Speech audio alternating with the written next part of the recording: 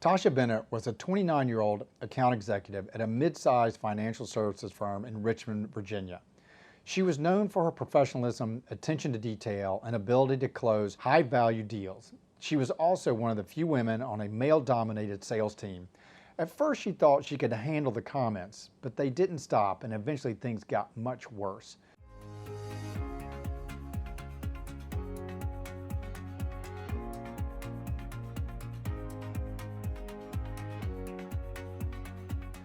Tasha's direct supervisor, Chris, started making jokes in front of clients and colleagues. Tasha's charm is our secret weapon. No one can say no to that smile. Or, she's the beauty, I'm the brains, that's why we work. She politely laughed it off at first, trying to keep peace, but then Chris started texting her after hours, complimenting how she looked during meetings and calling her, quote, his favorite teammate. She didn't respond. When she ignored his texts, Chris began treating her differently. He removed her from key accounts and gave them to male colleagues.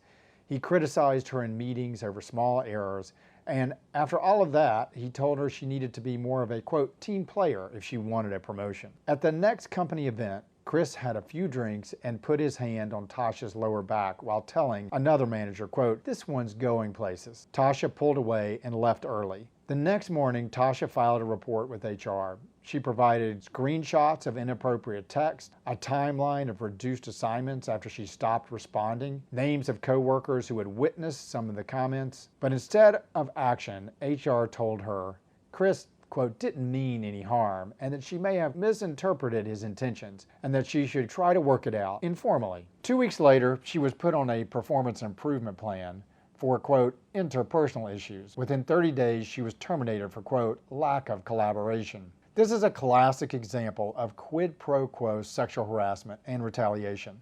Tasha would likely win a lawsuit based on clear evidence of unwanted sexualized comments and behavior by a supervisor, text messages showing inappropriate contact outside of work, a direct link between rejecting advances and adverse employment actions, removal from accounts, the PIP, the termination, HR's complete failure to act, and retaliatory firing after her complaint. Under Title VII of the Civil Rights Act, she could recover lost wages and benefits, emotional distress damages, punitive damages for willful misconduct, reinstatement, or front pay.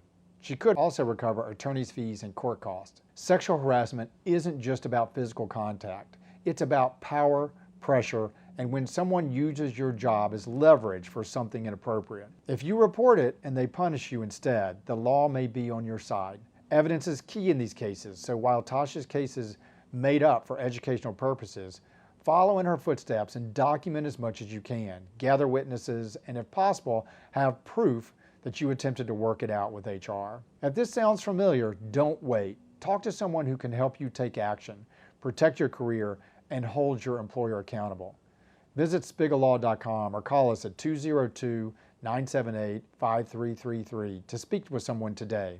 The Spiggle Law Firm stands with employees. That's why we've created an online community for employees to ask questions, share concerns or comments, and for our employment lawyers or other members. Join free today at SpiggleLaw.com/community.